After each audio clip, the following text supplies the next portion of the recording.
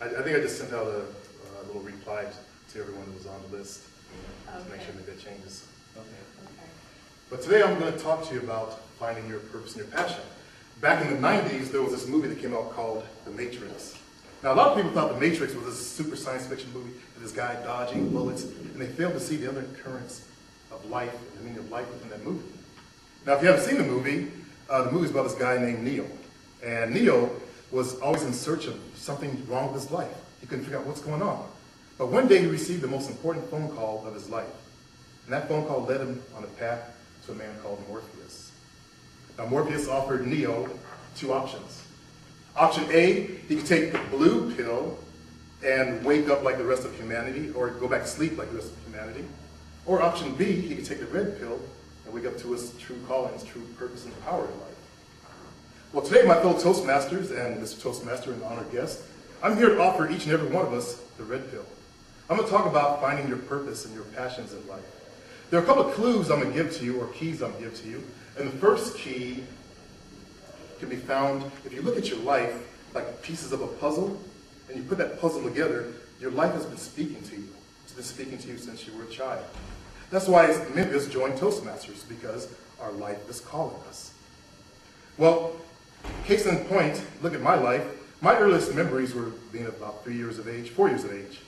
And I was one of those kids that's always getting into trouble, getting spankings from mama, running around doing this and that.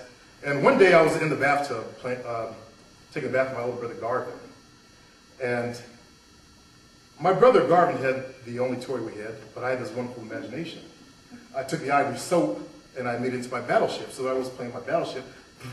All of a sudden, I realized I had to use the bathroom.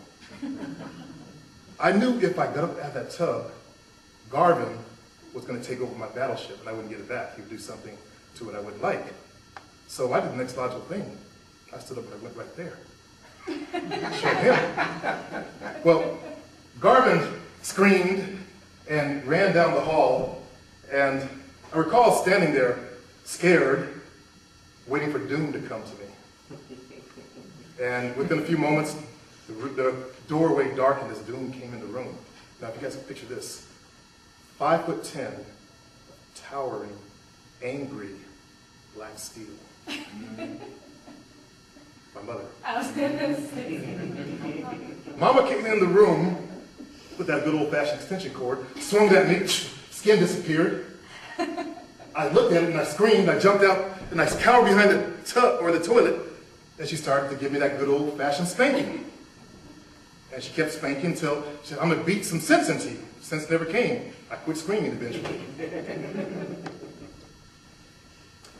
From the age of 4 to the age of 15, by modern Caucasian standards, you would say that I was physically abused, mentally abused, verbally abused. I was told I wasn't tall enough to my little brother, who was 6'8". I was told I wasn't smart enough to both my older brother and my younger brother with genius level IQs. I was told I wasn't light-skinned enough to meet my own grandparents. I was told, until at 15 I stood up and became the man. I said, I'm not going to take more of this negativity. And I took control of my life. So I looked at the piece of the puzzle and I started putting it together. I had all these obstacles that I had to face and overcome in my life. I was a chronic stutterer. That's why I speak so fast sometimes, because I had a stuttering problem growing up. I was really, really shy, and I overcame all of them. The next clue that I want to share with you can be found if you look at your calling as something of helping others. Now, it doesn't have to be this big, grandiose Mother Teresa world-saving thing. But as Martin Luther King said, as I said last time I was here, all can be great because all can serve. So it's about being of service. Now, looking at a piece of the puzzle from my own life, about a year ago, or a little bit over a year ago, I went outside behind my house. I was getting ready to get into my car, and there was this elderly African-American gentleman digging in the trash. And your next clue is look at your pet peeves. What bugs you about life? Bums have always bugged me. I mean, I just couldn't stand the sight of bums for some reason. Because there I was, I overcame all of my obstacles. I had to scratch and crawl my way out of the darkness of my childhood to become the man that I am today. And there these people are, they come to life and they get an obstacle that faces them and they just give up. So I'm the kind of person that always had a wise attitude towards them. They'd come up and ask me for some change and I'd get philosophical on them. I say, well, Why can't you be happy the way things are? And then start stepping, start walking. Well, that day was a little bit different. I looked at this brother out there, and I realized this man came before the dream. When I say the dream, I'm referring to when Martin Luther King said, I have a dream. I have a dream that one day my 4 little children will grow up in a nation where they'll not be judged by the color of their skin, but the content of their character. Well, most of us in this room, we're products of that dream. We had equal opportunity for education, we had equal opportunity for jobs and everything else. But people from that, before that time, before all of our civil rights leaders made it okay for us, they didn't have those opportunities. So there that guy was, digging in the trash at the end of his days. I did something I never did before. I reached in my pocket and pulled out $1. And I walked up to the man. And he was so intent on digging in the trash that he didn't see me coming. And I startled him. He did the same thing I did at 3 years of age, cowered. And it kind of touched me and broke my heart a little bit. But then he saw the dollar bill, and he reached out and he grabbed my hand. This man who had nothing, as my mom used to say, not a pot to pee in and a window to throw it out of, or a pillow to lay his head on, he blessed me with everything. And I remember feeling sorry for myself and sorry for him. So I went back to my truck, and I sat there for a few minutes with tears coming down my eyes. And I'm a strong man. My little brother died, like I was telling Robin, the year before of cancer, and I spoke at his funeral.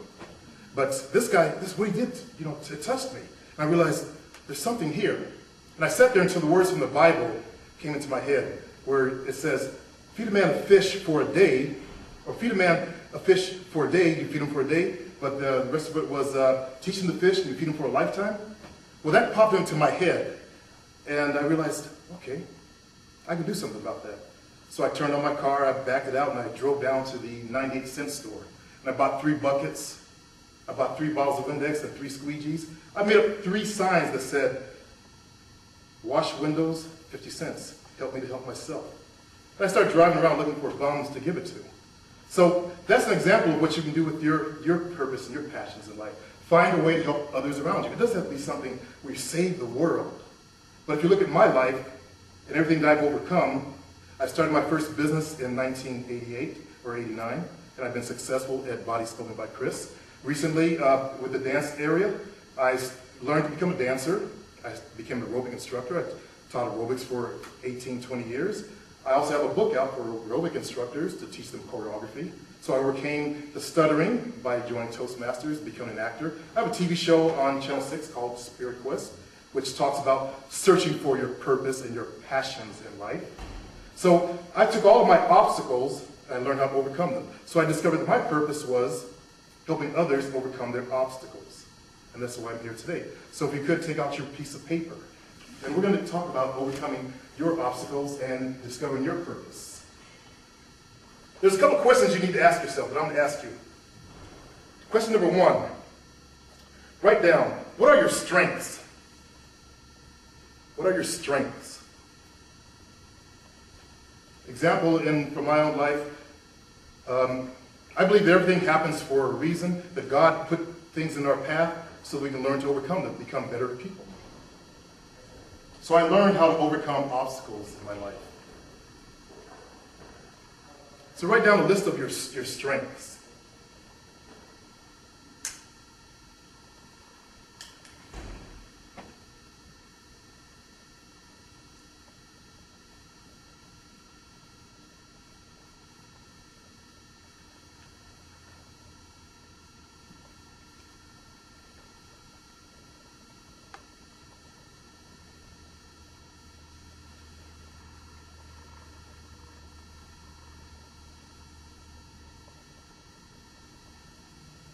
You have to have more than one strength. Thank you. Just keep asking. And then she's like, no. Yeah. Copy off my test. This is just giving you an idea of where you need to look for the clues. This is so true. Second question, what are you good at? What are the things that you're good at?